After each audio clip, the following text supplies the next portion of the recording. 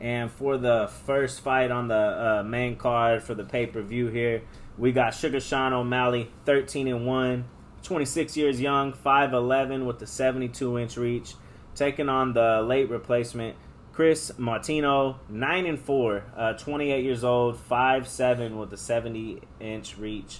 Look, basically, this is not the matchup anybody wanted to see, especially when we had, all those options. Everybody calling him out. Everybody wanted this fight once, Smolka was forced out, out of the fight. So it's certainly not the fight that O'Malley wanted, that all of us wanted. But, I'm sure Sugar E, it's big of him to take this fight, against a no-name guy. On such short notice, on probably the biggest, one of the biggest cards of the year, as far as eyeballs. So instead, that just winning the fight ain't gonna be enough for O'Malley. He's gonna have to chase that highlight. He's gonna have to do something spectacular to make a statement here. But on the other side, for Massachusetts zone, Moutinho. I don't know much about this guy until he was got called up, and I started to look at some tape on him. He's in a whole different situation. No one knew his name a week ago, but he is a bit of a veteran on the regional circuit. He has a chance to shock the world on a gigantic stage here. But for O'Malley, he does have some, he has some key wins against Almeida and against Winland. Only losses coming to that one with Vera whenever, obviously his leg was damaged there. But Sugar's a showman. Everybody knows that. He's going to come out. He's going to be flashy with his techniques.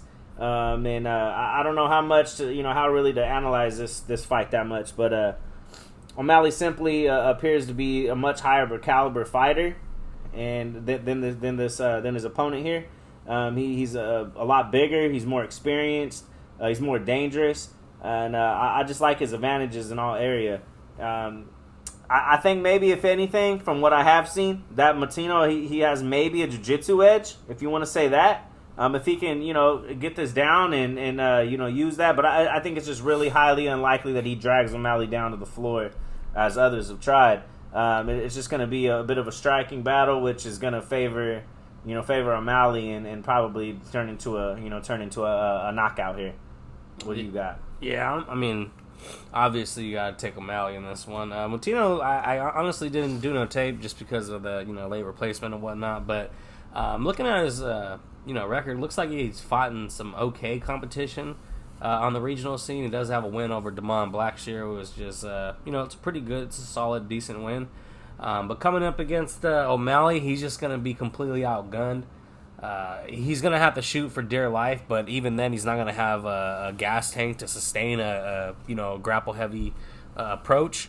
So what does that tell you? That man's coming in for blood. He's going to come in, and he's going to look for a knockout. He's not going to look for takedowns and rinse and repeat or none of that shit. Or you know what I'm saying? He's not going to have a gas tank to sustain it. So as soon as he goes in, he's looking for the kill, and pretty much he's going to get killed himself. So you could try to look at which ways to play it, because that minus 900 is just insane. You don't ever want to bet on something like that, because, man, I can't tell you how many times we bet on a fat favorite, and you tell yourself later on, like, I don't know why I put it in the parlay, and it's the one that fucking loses.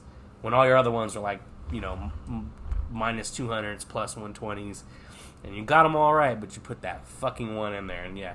So to avoid that, just don't even put them in there. If you want to play the under, I think that's a smart way to go. If you could find like under, 2.5, it'd probably be juiced to hell, but that'd be a great look. If Sean O'Malley don't get him out of here like in the first, the under the 1.5, then it's not gonna be a good look for him. He's probably gonna be embarrassed.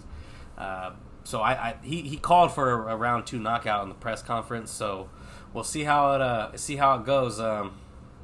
Like in his fight against Almeida, he could have had him out in the first round, but he kind of walked away the first couple times, and let him recover. And if anybody had any tickets in that first round knockout, I bet you were fucking screaming at your TV and you hating O'Malley. So try not to get cute with it.